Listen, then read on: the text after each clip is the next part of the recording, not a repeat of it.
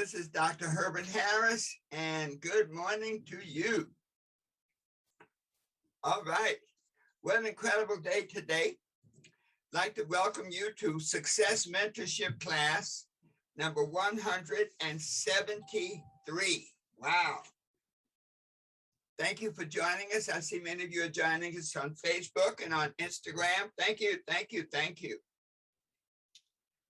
As you know, our trainings and our teachings are based on our book, The 12 Universal Laws of Success. Of course, the Superachiever Edition. It's available in many places, Amazon, online, you name it. And of course, on our website, www.12uls.com, www.12uls.com, and also on our primary website, herbertharris.com. Today, our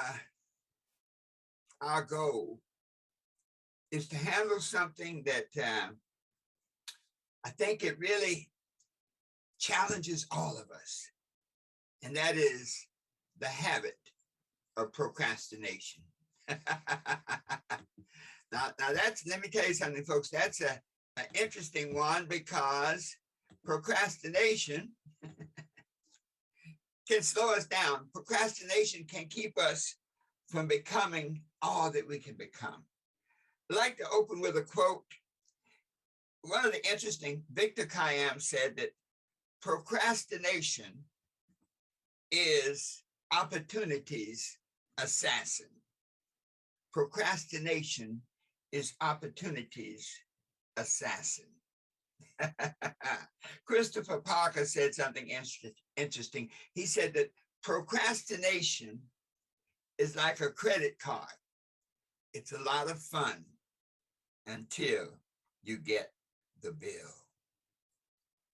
So before we go into this lesson today, let us do our meditation to put us in the proper place to do, to be, to have, and to experience all that we will experience today. Let us sit up in our seats, close our outer eyes, open our inner eyes, and take a deep breath. Hold it. Let it out slowly.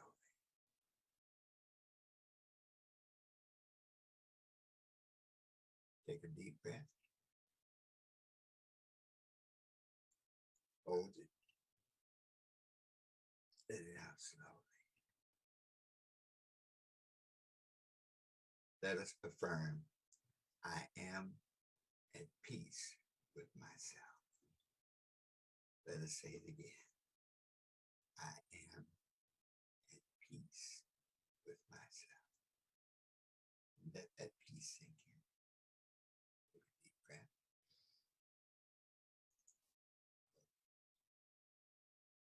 Let it out slowly.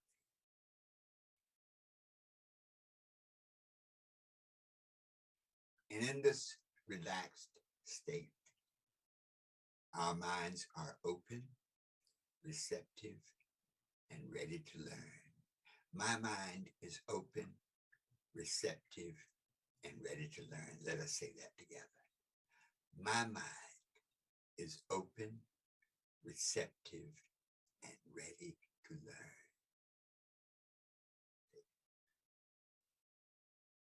Let it out slowly.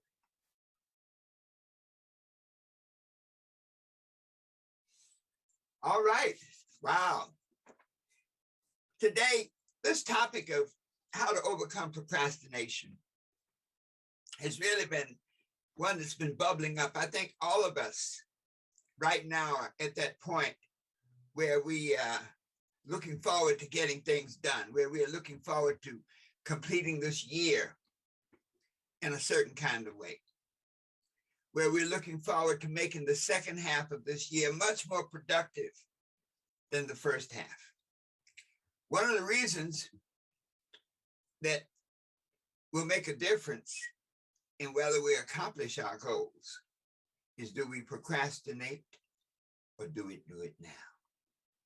So let's look at this procrastination. What is procrastination?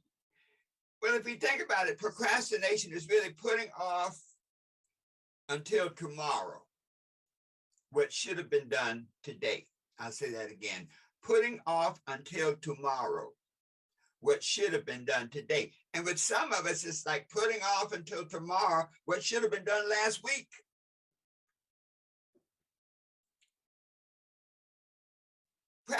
Procrastination is abandoning the now for the nothing. Woo. In other words, when we procrastinate, we're like the farmer who has a great, magnificent farm. The land is so fertile. He has the seeds that can be planted in that land, and he does not plant them. How many of us have dreams, have things we want to be, do, and have the world of possibilities out there waiting for us? And instead of planting those dreams, instead of doing something with those dreams, we procrastinate. Procrastination is a learned habit. You know, you don't wake up, you're not born a procrastinator. And I've heard people say that, man, I'm a born procrastinator. No, you're not. Procrastination is a learned habit. Procrastination is not acting in the now in the most effective way. Procrastination is the thief of dreams. None of your goals, none of your dreams will be realized if you procrastinate. And I'm hopping on this because procrastination is the most insidious obstacle to our success. Procrastination is the thief of time. All of us are given 60 seconds in a minute, 60 minutes in an hour, 24 hours in a day. All of us are given the same amount of time, and what we do with that time determines the quality of our lives. And so if we procrastinate, procrastination will steal our time. But worst of all, procrastination is the thief of opportunity. Opportunity has a season. Every there's a great scriptural principle, and it says, to all things, there's a season. And so when opportunities come to you, there's a season. I guarantee you that many of you who are listening today have had opportunities come to you and you did not act on it. And you pay the price. And finally, procrastination is the thief of life.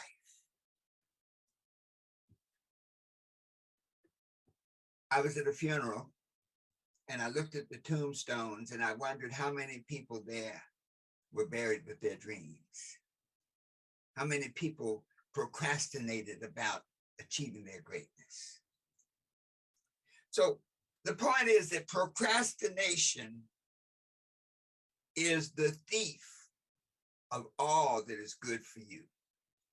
Procrastination is the thief of your life potential.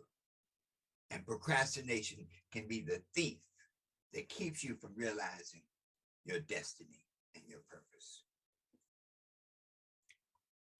Nobody generally says, I'm a procrastinator. When you meet somebody that tells you, hey, I'm a procrastinator, run. Okay. Sometimes you have to really infer if you are a procrastinator. Are you doing things that literally qualify you for being a procrastinator? Many times we are procrastinators, but we don't want to own up to it. And see, procrastination flies on the wings of excuses. Remember that. Procrastination flies on the wings of excuses. So we can be making excuses that are so profound that we never do anything. And as a result, we never achieve the things that you desire. So now, What are some of the characteristics of the procrastinator? And I don't want to step on your toes, but let's just be honest. Number one, afraid to fail. Many of us are like that. We're just afraid to fail. There's so many times that things present themselves in our lives and we say, man, I'd love to do it. I'm afraid to fail. Number two, when we believe that we can't do it, Henry Ford said, if you believe you can or believe you can't, you're right. And so as a result, if you believe that you can't do it, if you don't believe you can do it, you may be a procrastinator. Third characteristic. Now, this is one that I have to say I've been guilty of. I don't know where to start. Oh man, I have this great goal.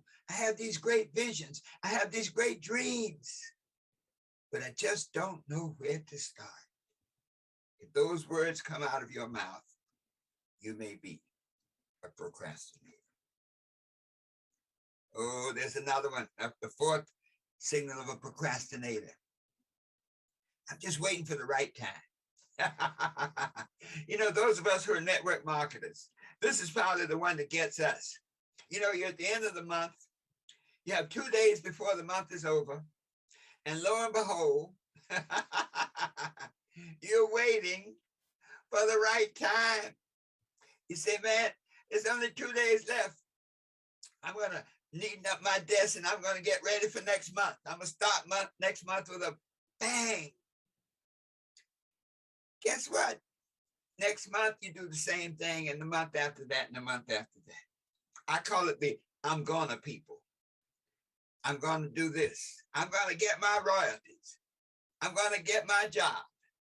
I'm gonna get all of these things that I never get. Another signal of a procrastinator is to focus on the immediate benefit rather than the long-term benefits. I call it spending dollar time on penny jobs. One of the illusions of procrastination is when you're doing a lot of stuff, every activity takes up your time and your energy, but every activity is not meaningful in achieving your goals. So when you focus on penny jobs instead of dollar activities, you may be a procrastinator. Number 6, waiting for everything to be perfect before you get started. Oh, my goodness, my goodness. So many of us have done that. We've waited for everything to be perfect. I got to get off. There's a phrase that a friend of mine he said, man, I got to get my ducks in a row. Who cares if your ducks are in a row? But it's another way of saying, I got to wait for everything to be perfect before you start. And then finally, number 7 is waiting for someone else to help you achieve your success. Waiting for someone else to help you achieve your goals. There's so many of us that live our lives waiting for somebody else. And the odd thing is that person may be waiting for us. We're waiting on them and they're waiting on us. Not a good day. So we look at these characteristics of the procrastinator. If we see them in ourselves, this is a clue we need to get to work. Oh, there's one other one. It's kind of a subset of waiting for someone else. There's one that says, I need to help you. In other words, an interesting thing about procrastination is where you let other people interrupt your flow. Now, I'm not saying don't help people. I'm not saying don't be available to people in time of need, but I'm saying to look critically at it because there are certain situations where there are people who come to you and interrupt your flow with their crisis. And one of the keys is if that same crisis repeats every month, then hey, that may not be your challenge. Because whenever people take your time through their through their endeavors, whenever you let them take your time. Remember, whatever you focus on grows. So it's possible for you to become so involved in helping somebody else that you lose sight of your own goals and what you're attempting to do. My dad had a saying. He said, man, he says, I love drinking to my brother's health to wish him well. But he said, I spend so much time drinking to my brother's health, I ruined my own. So these are some of the signals of a procrastinator. So when we look at this, the next question is, well, why do people procrastinate? If procrastination is so insidious, it's such a terrible thing, why do people procrastinate? Well, there are a few reasons. Number one, of course, the fear of failure. Thomas Edison said, I failed my way to success. So failure is not a bad thing. Failure can be a dress rehearsal for success. Teddy Roosevelt said something very profound. He said, it's hard to fail, but it's worse to never have tried and succeeded. It's hard to fail, but it's worse to never have tried and succeeded. So fear of failure, that could be a reason we procrastinate. The one thing we know is if we don't try, we can't fail. But fear of failure can paralyze you so that you won't accomplish your goals. Another, you might say, cause of reason why we procrastinate is to focus on the negative. You know, as young people, the first words we learn as a child are no, stop, and don't. And then once we learn how to talk, we hear shut up. It is possible for people to be so involved in no, stop, and don't that becomes their frame of reference. And so instead of saying, wow, I can do this, they focus on, wow, I can't do this. Wow, this is not possible. There's some people that look for all the reasons why something won't work. When we were raised in an environment of criticism, it's very possible that may be an issue for us. That we spend so much time focusing on why it won't work, what we don't have, that we never do what we can do and get what we could have. Another reason we may procrastinate is we don't feel worthy of our goals. This is a deep one, folks. Sometimes in our early days, we talk about self-image and self-esteem and how everything in life is really processed through our self-image and our self-esteem. Our self-image and our self-esteem are like glasses with a particular lens. And so everything we see is through that lens. And so if we have a low self-image, low self-esteem, we may not feel worthy of the goals. We may be completely competent, and yet we don't go for it. I've seen people in corporate environment, they've done being an excellent employee, they understand the job, they're able to do things. And when the higher ups say, well, you know, we'd like to promote you to management. We'd like to take you up. I've seen people say, no, I don't want to manage people. I don't want to be responsible. They've been doing the job all along, but all of a sudden now they have that feeling of unworthiness. Maybe people won't listen to me. So the feeling of unworthiness can be a cause of procrastination. A fourth cause is addiction to perfection. There's a quote that says, don't let addiction to the perfection keep you from achieving the possible. I don't know who said it, but it makes a lot of sense. That when you're addicted to perfection, it sounds like a good thing. But that addiction to perfection can keep you from doing what you can do with what you have. You see, we already have everything we need to get everything we want. And when we focus on the possibility of perfection, we're not honoring that we have. So We've laid the groundwork now. We talked about what is procrastination. We talked about the characteristic of the procrastinator. And we've talked about why we procrastinate. So now let's bring this thing home. How do we overcome procrastination? And for those who are listening, this is one of those programs that you may want to listen to over and over. Those on Facebook, those on Instagram, please share this with others. And I call this the 12 steps to overcome procrastination. The 12 keys to overcome procrastination. Number one, realize that procrastination is a state of mind, a learned habit. Procrastination is a state of mind. It's a state of thinking. And it's a learned habit. Nobody's born a procrastinator. So it's something that we learn actively or passively. You know, as parents, children, we can say one thing, but children will learn to do what we do and not what we say. And so if we're procrastinators, if our children see us indecisive, unable to make a decision, unable to go forward on a project or a plan, then it stops them in their future. So realize that procrastination is a state of mind, a learned habit. And what that means is you can change it. The second law of success says, be not conformed to this world. So if you're a procrastinator, you don't have to stay stuck procrastinating. You can be transformed by the renewing of your mind. You can learn a new habit.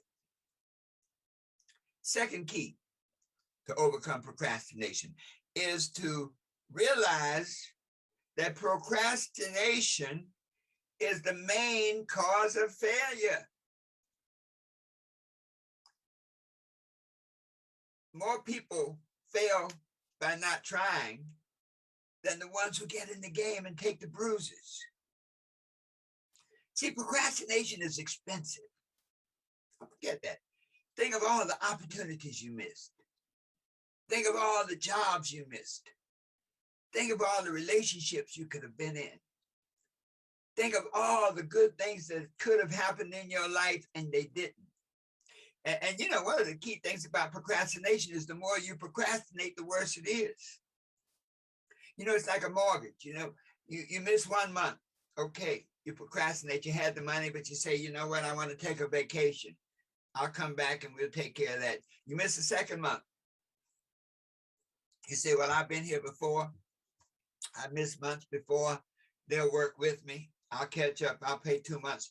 The third month, you send in one payment. They send it back. They said, no, we ain't working this way anymore. You got to send all 3 months to bring your mortgage up to current and pay a fine, a fee. So procrastination is so expensive because the more you do it, the more expensive, the more devastating it is. The farmer who has a fertile field and never plants the corn, his family will starve. The third key is to develop and stick to a definite schedule. Without a schedule, you will not be successful. Tony Robbins always says, anything that you don't schedule will not get done. Willie Flacco, thank you so much. Thank you for your comments on Instagram. Yes, thank you. When you have a definite schedule, you now have a framework. A schedule is like a blueprint for the day. Can you imagine building a skyscraper with no blueprint? Well, living a life without a schedule is like building a skyscraper with no blueprint. It's totally unpredictable how it's going to work out. So have a definite schedule and stick to it, the third key. The fourth key is to make a commitment to always be on time. You see how this fits together? If you have a definite schedule and don't stick to it, It's worthless. So make a commitment to always be on time. We were talking with someone and they were saying, you do this every morning at 8 o'clock, you do your success thoughts. Every Saturday you do at 8 a.m., you do the success mentorship class. You've been doing it for years. Well, frankly, it's my therapy. It's like walking on fire. You know, and when I studied with Tony Robbins and I walked on the hot coals, believe me, when I walked in there that night, I had no intention of walking on hot coals. But by the end of the evening, I had been transformed and I worked on hot coals because I realized it wasn't about the coals, it was about overcoming my own fear. And so if I could demonstrate to myself that I could walk on hot coals, something that I was convinced was impossible, then I had a different frame of reference now. And so when you make a commitment to always be on time, it's that type of thing that keeps you going. You now have a frame of reference to say, hey, I can do this. And I will always do it on time. Being on time validates your schedule. The two work together. The fifth key is to work from a prioritized daily list. Work from a prioritized daily list. One of the pitfalls of overcoming procrastination is to make lists of things that are not prioritized. So it's very easy to spend dollar time on penny jobs.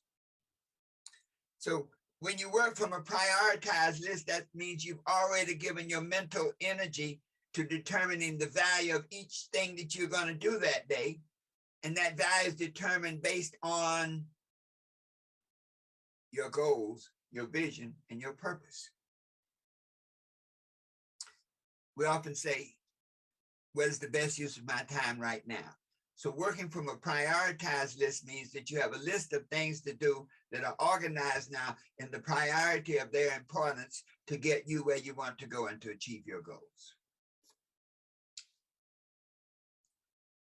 Number 6, make a realistic assessment of the amount of time required to achieve each activity. You see, this world operates in such a fashion, it's like there's so many built-in pitfalls. You could be making the list, excuse me, but in making your list, you don't make a realistic assessment of how much time each action takes. And so as a result, you may have an action that takes 2 hours, and in your list, you've allocated 15 minutes. Guess what? It's not going to get done, and you're going to probably be frustrated. So not only make a list of the time it takes to make a realistic assessment of the time it takes to do each action, also allow enough time for preparation.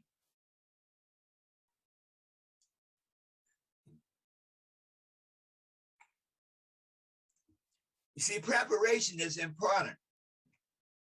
I think Benjamin Franklin said, spend 90% of the time sharpening the axe and 10% cutting.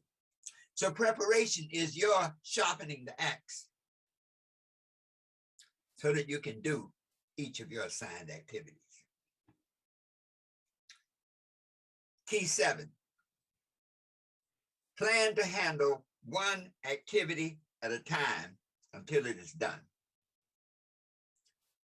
I'm not a believer in multitasking. I'm a believer in doing singular tasks at different times. My definition of multitasking is to do linear things. Now, you may set it up in your scheduling, because you do scheduling where you can do one thing and have it taking place while you do another. In other words, as you prioritize and you set up your day, you organize things. So if I'm doing something, I'm baking a cake. So once I mix all the batter up and put it in the oven and I got 35 minutes for it to cook, I can do something else. But believe me, if you try to bake a cake, mix the cake and iron the clothes all at the same time, something's going to get burned. When you handle one activity at a time until its completion, you put yourself in the cycle. You see, we have a need to complete ourselves. So by handling one activity at a time until it completes, it helps build your confidence also. Number 8, many times we are confronted with big things, complex goals. Analyze complex goals and complex activities and break them down into doable chunks. Example, I'm going to get, right now we're starting school. I want to graduate from Harvard University. That may be my goal. Well, when you start looking at that goal, that's a big goal. So analyze it and break it down. Well, the first thing, I got to graduate from high school. I need a 4.0 average. Okay. Then I got to take whatever college boards are necessary. Okay. Then I need to really contact the school and start developing a relationship. You get the point. In other words, when you get a big complex thing, break it down into little steps that you can then do until they're done. They often say, how do you eat an elephant? Bite by bite. The journey of 1,000 miles begins with a single step. Number 9, hold yourself accountable. A phrase that I never liked, but I understand when they say, hold your feet to the fire. It's like, why would I do that and burn my feet up? But it's really saying, hold your feet to the reality that you have created by the actions that you take right now. That the tomorrow that you experience will be the result of the actions you take or do not take today. So hold yourself accountable.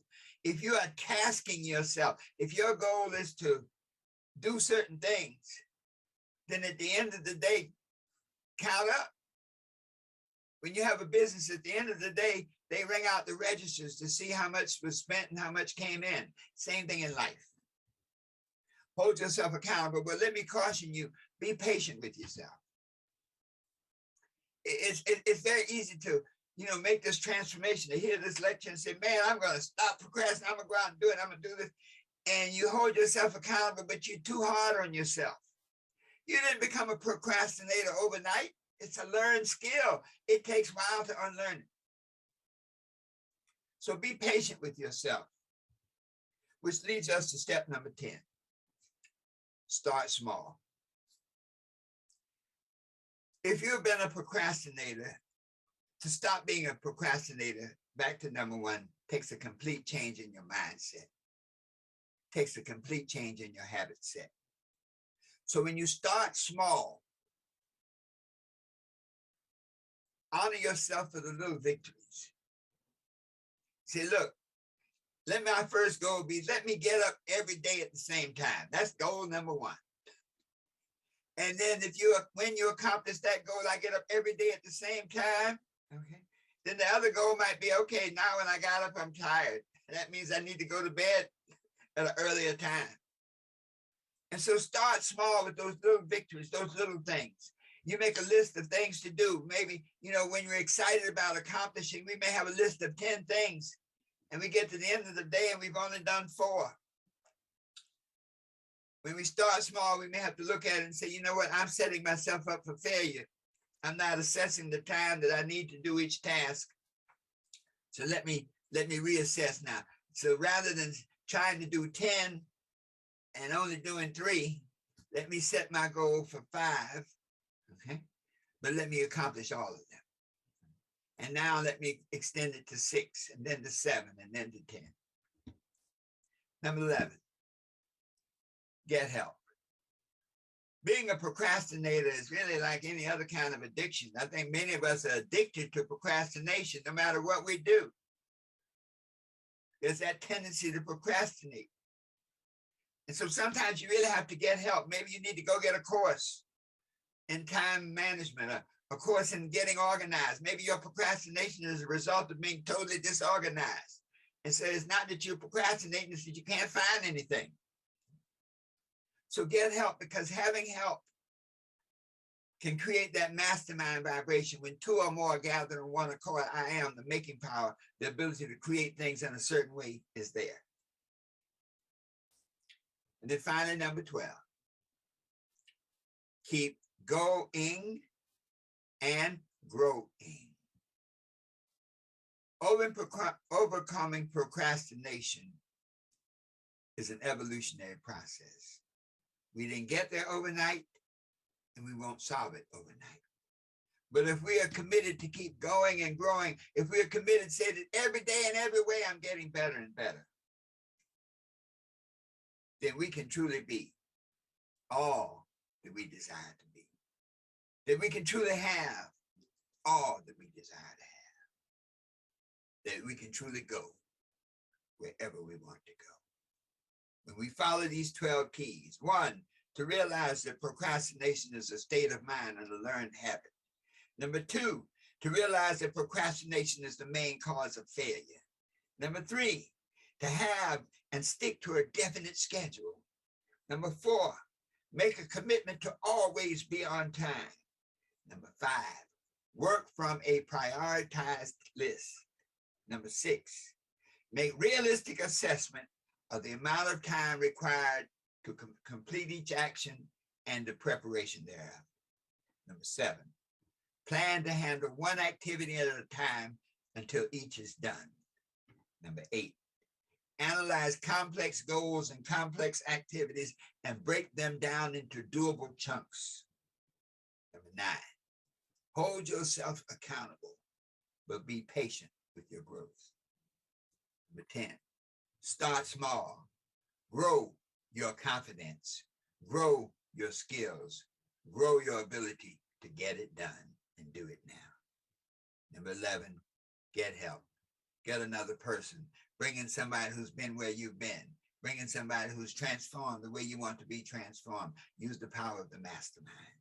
And then finally, number 12, keep going and growing. Because, my friends, the only time we ever have, the only time that exists is the now. Yesterday is a canceled check. Tomorrow is a promissory note. That we would live our lives in the now. When we say, what is the best use of my time right now? When I consider my goals, my vision, and my purpose, and we act accordingly, then we can be what we want to be. We can do what we want to do.